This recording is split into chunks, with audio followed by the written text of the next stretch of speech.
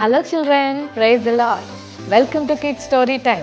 పిల్లలు, మీరందరూ లెసన్ వినడానికి రెడీగా ఉన్నారా? ఓకే పిల్లలు, రాజస్థాన్లో ఒక ఊరుంది పిల్లలు. ఆ ఊరిలో రోడ్డు మీద ఒక కుక్క ఉంది, డాగీ ఉంది. ఆ డాగీ చాలా బ్యాడ్ కండిషన్లో ఉంది పిల్లలు.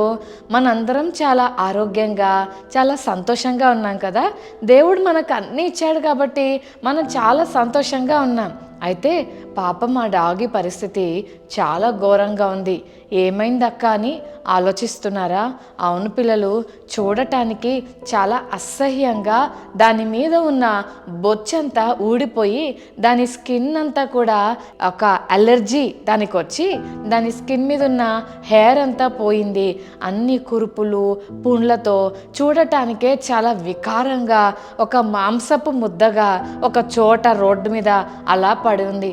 ఆ కుక్క దాని మనసులో ఎంత బాధపడుతుందో, ఇక నేను బాగుపడనేమో, నన్ను ఎవరు బాగు చేసే పరిస్థితి లేదు, నా శరీరం చాలా బాధాకరంగా ఉంది, అన్ని కురుపులు పుండ్లు రక్తం కారుతూ నా బాడీ మీద ఏ బొచ్చు లేకుండా అసలు నన్ను ఎవ్వరు చూసినా అసహించుకునే పరిస్థితిలో నేనున్నాను.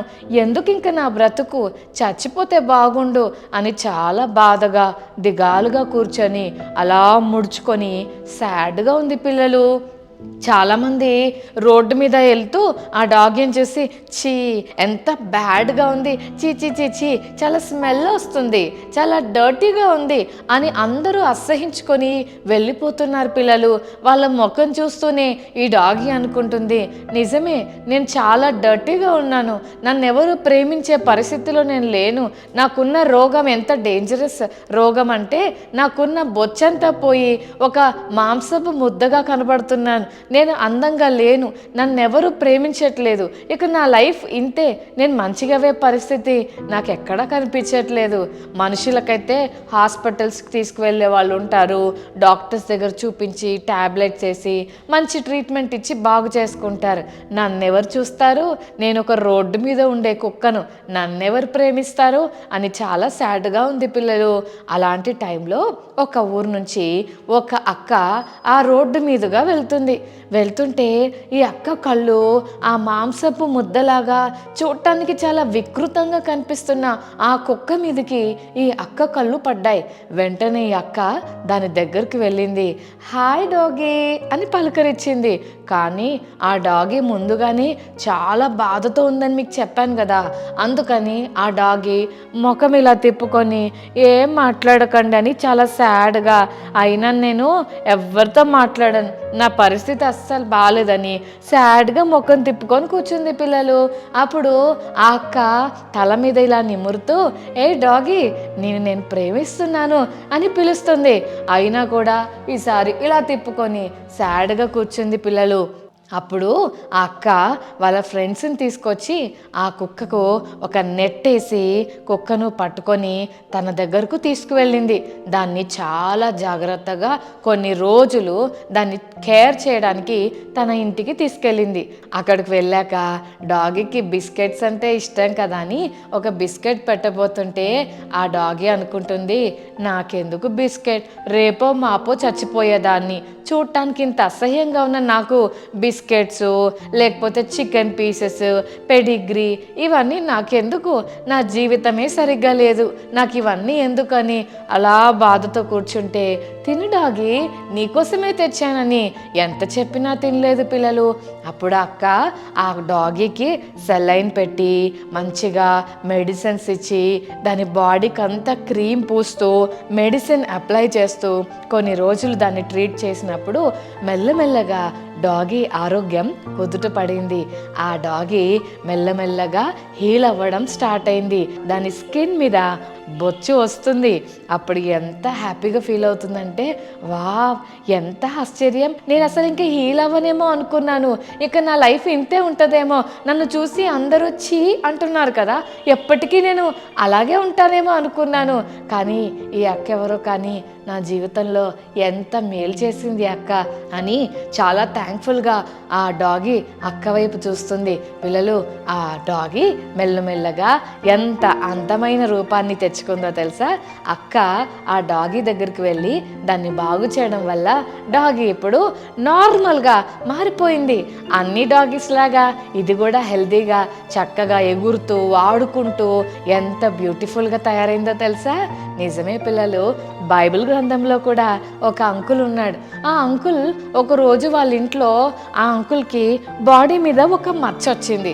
సహజంగా మనం బాడీస్ మీద చిన్న చిన్న గుళ్ళలు మచ్చలు వచ్చినప్పుడు మమ్మీకి చూపిస్తాం కదా, మమ్మీ నాకేంటో ఇక్కడ చూడు మమ్మీ ఇలా అయింది, అక్కడ చూడు మమ్మీ అంటాం కదా.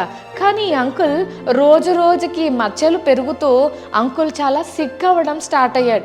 అప్పుడు అంకుల్కి భయం వేసింది. ఏంటి నా బాడీ మీద తెల్ల తెల్ల మచ్చలు వస్తున్నాయి, ఏంటి నేను ఇలా సిక్ అయిపోతున్నాను అని ఆలోచిస్తూ ఒకసారి టెస్ట్ చేసి చూసుకుంటానని అంకుల్ ఏం చేశాడంటే ఆ మచ్చ మీద అంకుల్ ఇలా కొట్టడం మొదలుపెట్టాడు. సహజంగా ఇలా కొడితే మీకు నొప్పేస్తుందా పిల్లలు? నొప్పి పుడుతుంది. చీమ కుట్టినా, దోమ కుట్టినా, కాలినా, గిచ్చినా, కొట్టినా మనకు స్పర్శ తెలుస్తుంది. కానీ ఈ అంకుల్కి వచ్చిన మచ్చలు, ఆ మచ్చల మీద ఎంత కొట్టినా స్పర్శ తెలియట్లేదు పిల్లలు. అంకుల్ చాలా సాడ్గా ఎంతో భయపడుతూ అంకుల్ ఒక దగ్గరకు వెళ్ళాడు. ఎవరి దగ్గరికి వెళ్ళాడంటే యాజకుడి దగ్గరికి వెళ్ళాడు. ఆ రోజుల్లో ఇలాంటి భయంకరమైన రోగాలు ఏమైనా వస్తే యాజకుడి దగ్గరికి వెళ్ళి యాజకుడికి చూపించాలి. ఒకవేళ ఆ రోగం ఒకవేళ కుష్ఠరోగం అయితే యాజకుడు చెప్పేస్తాడు, ఇది కుష్ఠరోగము అని చెప్తాడు. అందుకని అసలు ఇది ఏ రోగమో తెలుసుకోవడానికి యాజకుడి దగ్గరికి వెళ్ళాడు. ఒక రూమ్ ఉంది, ఆ రూమ్ దగ్గరకు చాలా దూరం నుండి ప్రయాణం చేసి అంకుల్ ఆ రూమ్ దగ్గరకు వచ్చాడు. రూమ్ దగ్గరకు రాగానే ఎవరో చెప్పారు, సార్ మరి ఒక అతను వచ్చాడు మీకోసం అంటే యాజకుడు డోర్ ఓపెన్ చేసి లోపలికి వచ్చాడు. బాబు ఏం జరిగింది అని అంటే, సార్ నా బాడీ మీద మచ్చలు వస్తున్నాయి, ఇక్కడుంది, ఇక్కడుంది, ఇదిగో ఇక్కడ కూడా వచ్చింది, ఇదిగో ఇక్కడ కూడా వచ్చింది మచ్చ అని మచ్చలన్నీ చూపిస్తూ ఉంటే అప్పుడు ఆ యాజకుడు ఆ మచ్చలన్నీ చూసి వెంటనే, బాబోయ్ నీకున్న ఆ మచ్చలు ఖచ్చితంగా లెప్రసీయే, పారిపో, నువ్వు ఇక్కడ నుంచి వెళ్ళిపో అని గబగబా పరిగెత్తుకుంటూ వెళ్ళి తలుపులు వేసేసుకున్నాడు. ఏంటి పిల్లలు అలా చేశాడేంటి అక్క ఈ అంకుల్ అని అనుకుంటున్నారా? అవును పిల్లలు, ఆ రోజుల్లో కుష్ఠరోగం అనేది అన్ని రోగాల కంటే పెద్ద రోగం, చాలా డేంజరస్ డిసీజ్. ఆ డిసీజ్ ఎవరికైనా వచ్చిందనుకోండి వాళ్ళు వెంటనే ఏం చేయాలో తెలుసా? వాళ్ళ బట్టలు చింపుకోవాలి, వాళ్ళ జుట్టు విరబూసుకోవాలి, వాళ్ళ పై పెదవి కప్పుకొని అయ్యో నేను అపవిత్రుడనని కేకలు వేస్తూ ఊరవతలకి వెళ్ళిపోయి అక్కడ ఉండాలి. అందరితో ఉండటానికి వీల్లేదు. అయితే పిల్లలు ఈ అంకుల్ ఎప్పుడైతే తనకు వచ్చిన రోగం కుష్ఠరోగం అని గుర్తించాడో చాలా అంటే చాలా బాధపడుతూ యాజకుడు వెళ్ళిపోగానే ఈ అంకుల్ ఏం చేశాడో తెలుసా?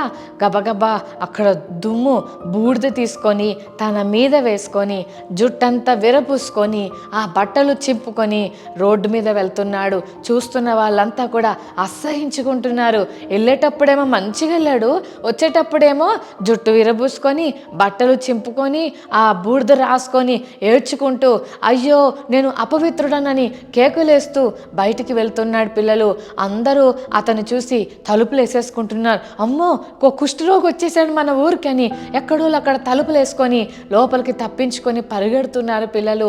అయితే ఈ అంకుల్ మరి తన ఇంటికి వెళ్ళాడు. వాళ్ళ వైఫ్కి వాళ్ళ పిల్లలకు చెప్దామని తన ఇంటికి వెళ్తే వాళ్ళ పిల్లలు డాడీని చూసి షాక్ అయిపోయారు. వాళ్ళ వైఫ్ వాళ్ళ హస్బెండ్ని చూసి పెద్దగా ఏడవడం మొదలుపెట్టింది. అమ్మో నీకు వచ్చిన డిసీజ్ లెప్రసియా, ఇంత డేంజరస్ డిసీజ్ వచ్చిందా నీకు? ఇప్పుడు నేను ఏం చేయాలి? నేను పిల్లల్ని ఎలా పెంచాలి? నా లైఫ్ ఏంటి? ఇప్పుడు నువ్వు ఊరవతలకి వెళ్ళిపోతే నా పరిస్థితి ఏంటి అని ఆ ఆంటీ తన హస్బెండ్ గురించి ఏడుస్తుంది. పిల్లలేమో డాడీ అని పరిగెత్తుకుంటూ వస్తుంటే డాడీకి ఏమో ఎత్తుకోవాలని అనిపిస్తుంది, కానీ ఎత్తుకోలేని పరిస్థితి. ఆ రోగం ఉన్నవారు ఎవరిని ముట్టుకోకూడదు. అందుకని అంకుల్ ఎత్తుకోలేక ఏడుస్తున్నారు. బ్యాగ్లో బట్టలన్నీ ప్యాక్ చేసుకొని సారీ నన్ను క్షమించండి, మిమ్మల్ని వదిలిపెట్టి వెళ్ళటం నాకు ఇష్టం లేదు, కానీ నాకు వచ్చిన రోగం ఎంత డేంజరస్ డిసీజ్ అంటే ఖచ్చితంగా నేను ఊరవతలకి వెళ్ళిపోవాలి. ఒకవేళ మీతో ఉంటే నన్ను రాళ్లతో కొట్టి చంపేస్తారు, కాబట్టి నేను వెళ్తున్నాను, జాగ్రత్త, మీరు జాగ్రత్తగా ఉండండి, మీరు చాలా కేర్ఫుల్గా ఉండండి, నేను వెళ్తున్నాను.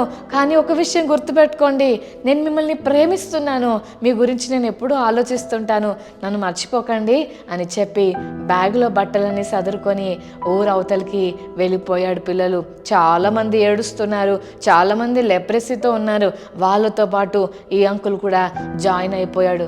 రోజు తన పిల్లలు తన వైఫ్ గుర్తు రావటం వల్ల రోజు బాధపడుతూ ఉండేవాడు ఈ అంకుల్. అయితే ఒకరోజు ఒక అద్భుతమైన శుభవార్త ఈ అంకుల్కి వినిపించింది.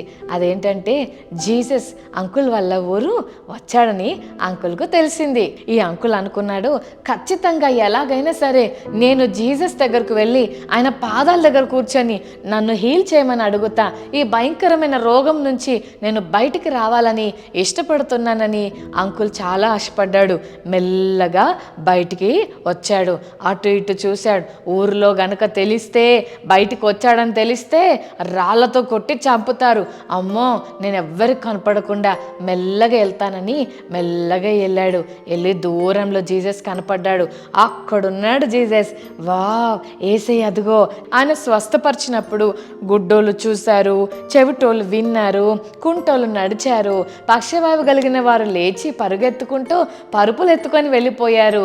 అన్ని మిరకల్స్ చేశాడు కదా. అంతేకాదు పిల్లలు, చచ్చిపోయిన వాళ్ళు కూడా లేపాడు జీసస్. అంత అద్భుతాలు చేశాడు కదా, నా లైఫ్ను కూడా ఆయన హీల్ చేస్తాడు అని మెల్లగా బయలుదేరి జీసస్ దగ్గరికి వెళ్ళి దూరం నుండి ఒక మాట అన్నాడు, ప్రభువా నీకు ఇష్టమైతే నన్ను శుద్ధిని చెయ్యి అని అడిగాడు. పిల్లలు, యేసయ్య అతని మాట విన్నప్పుడు అతనికి ఎంత సంతోషం అనిపించిందో జీసస్కు. దగ్గరకు వెళ్ళి ఆయనను ముట్టుకొని అన్నాడు, నాకు ఇష్టమే, నువ్వు శుద్ధుడుకా అని చెప్పాడు. పిల్లలు, ఎప్పుడైతే యేసయ్య మాట అన్నాడో వెంటనే తనకున్న రోగం అంతా తొలగిపోయింది. ఆ లెప్రసీ రోగం నుంచి అంకుల్ ఇమ్మీడియట్గా హీల్ అయిపోయాడు. జీసస్ ఎంత గ్రేట్ కదా పిల్లలు.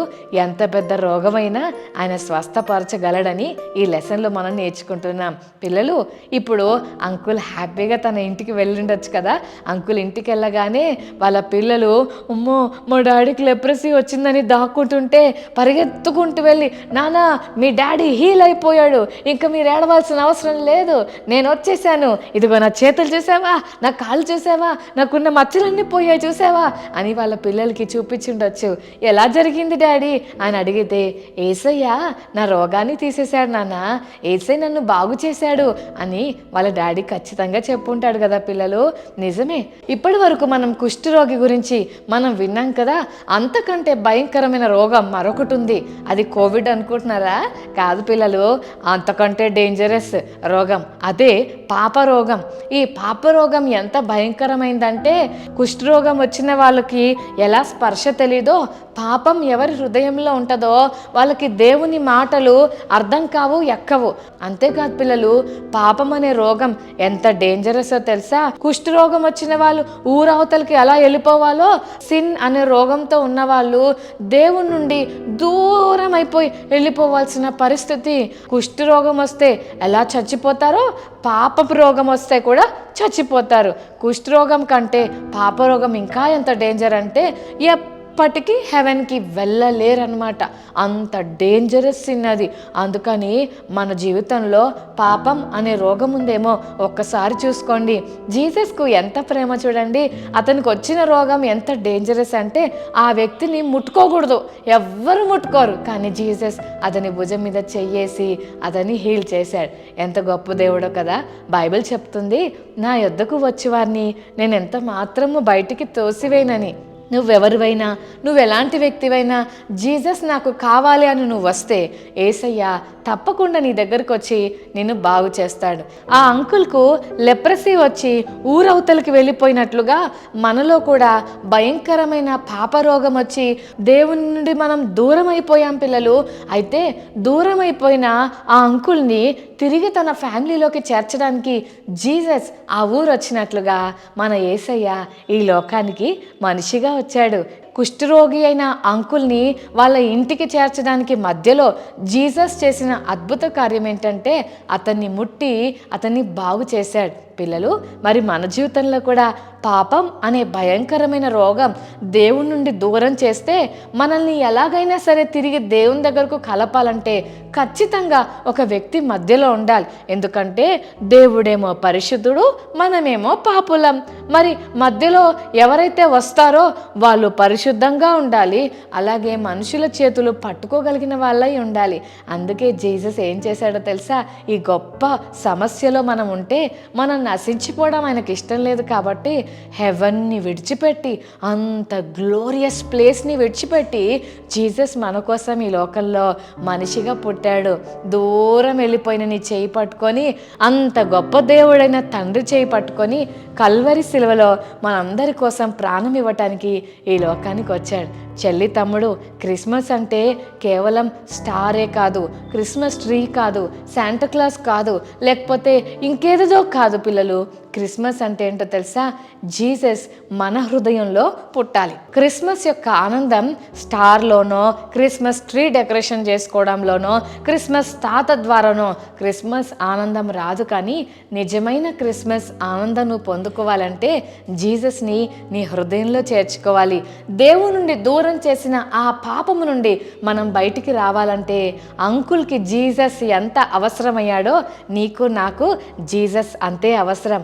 ఆయన దగ్గరకు వచ్చి, యేసయ్యా నేను పాపం చేశాను, నా పాపం వల్ల నీకు నేను దూరం అయిపోయాను, నీ చేయి పట్టుకుంటున్నాను, నన్ను మరి దేవునితో కలపాలి అని యేసయ్యని అడిగితే తప్పకుండా నీ జీవితాన్ని యేసయ్య మారుస్తాడు. చెల్లి తమ్ముడు, అంత భయంకరమైన పరిస్థితిలో ఉన్న కుక్కను కాపాడటానికి, బాగు చేయడానికి అక్క వచ్చింది రాజస్థాన్ అనే ప్రాంతంలో.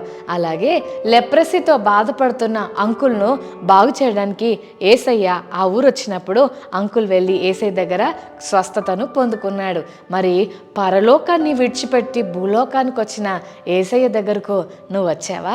నీ పాపాల నుంచి బయటకు వచ్చేసావా? ఇంకా పాపంలోనే ఉన్నావా? ఆ పాపంలో నుండి నువ్వు బయటికి రావాలంటే ఖచ్చితంగా యేసయ్య కావాలి. అక్క నేను బయటికి రానక్క, నేను ఇక్కడే ఉంటాను అంటే ఖచ్చితంగా నరకం కొరకు ఎదురు చూడాల్సిందే. భయంకరమైన నరకం మన కొరకు ఎదురు చూస్తుంది. అక్కడ మనం వెళ్ళటం దేవునికి ఇష్టం లేదు. అందుకే జీసస్ మన కోసం వచ్చాడు. ఎవరైతే జీసస్ని తన హార్ట్లో చేర్చుకుంటారో వారు తప్పకుండా దేవుని రాజ్యంలో ఉంటారు. నా జీవితంలో ఉన్న పాపాన్ని కూడా తీసేయని అడుగుదామా పిల్లలు? ఓకే, కళ్ళు మూసుకోండి, చిన్న ప్రార్థన చేసుకుందాం. మీరు ఎక్కడున్నా సరే పిల్లలు కళ్ళు మూసుకొని నా తర్వాత ఈ మాటలు రిపీట్ చేయండి. Okay, right. ప్రేమగల తండ్రి యేసయ్యా నీకు వందనాలు. యేసయ్యా నేను పాపిని, నా పాపాలన్నీ నీ రక్తంతో కడిగి నన్ను నీ బిడ్డగా చేసుకోండి. యేసయ్యా నా హృదయంలోకి రండి. యేసు నామమున ప్రార్థిస్తున్నాము తండ్రి, ఆమేన్, ఆమేన్. ఓకే చిల్డ్రన్, ఈ రోజు నుంచి నిజమైన క్రిస్మస్ ఆనందాన్ని అనుభవిద్దాం. God bless you children.